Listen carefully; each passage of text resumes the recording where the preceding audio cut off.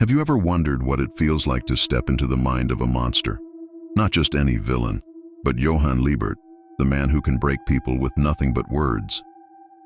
For 10 days I decided to live by his mindset, to think like him, to act like him, to see the world not through my own eyes but through Johan's.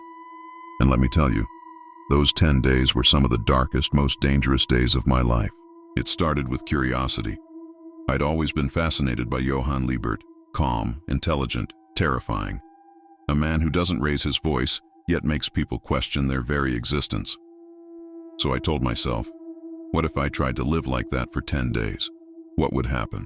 On the first day, I studied his mindset. Absolute control, manipulation through silence, and seeing humans as pieces on a chessboard. Instead of reacting emotionally, I observed. I listened. I spoke only when necessary. And when I did, I chose words so carefully that people leaned in closer, as if I had some hidden wisdom. For the first time, I realized the power of silence. By the third day, something in me shifted. Johan's mindset isn't just about silence, it's about presence. He walks into a room and suddenly the atmosphere changes. So I tried it. I slowed down my movements. I held eye contact just a little longer than usual. I spoke slowly, deliberately, never raising my tone. People noticed. Friends who usually joked around with me got quieter. Strangers treated me with more respect, almost unease. It was working, but it felt unsettling. Because power built on fear doesn't feel like power.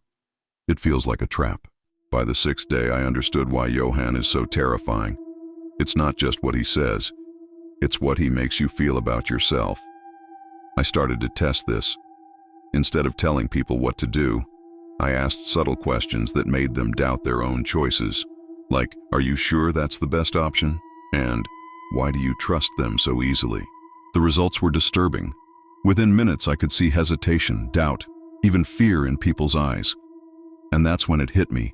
This mindset is poison. The more I used it, the more I felt myself detaching from empathy. Humans became pawns. Conversations became games. For a moment, I understood the monster. The 8th and 9th days were the hardest. I began to feel a kind of emptiness. The world looked colder. People looked weaker. I caught myself judging everyone, as if they were characters in my own story. I wasn't smiling. I wasn't laughing. I wasn't living. And that's when the fear set in, not fear of others, but fear of myself. Because I realized, if I stayed in this mindset long enough, I might not want to come back. I started to understand why Johan is so dangerous. It's not because he's different from us. It's because he isn't. He's just what happens when you strip away empathy, morality, and love, and leave only intellect, control, and silence. On the 10th day, I broke the spell. I looked in the mirror, and I didn't like who was staring back. My eyes looked colder. My smile felt fake. So I decided, no more. Living like Johan taught me something important. Yes, control and silence can make you powerful, but without compassion, that power is empty. It destroys you from the inside. Johan's greatest tragedy isn't that he's a monster.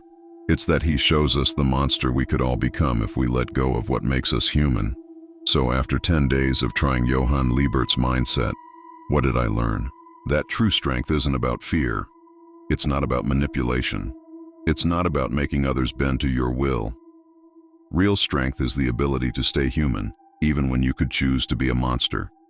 Johan lives inside all of us, but so does the choice to never let him win.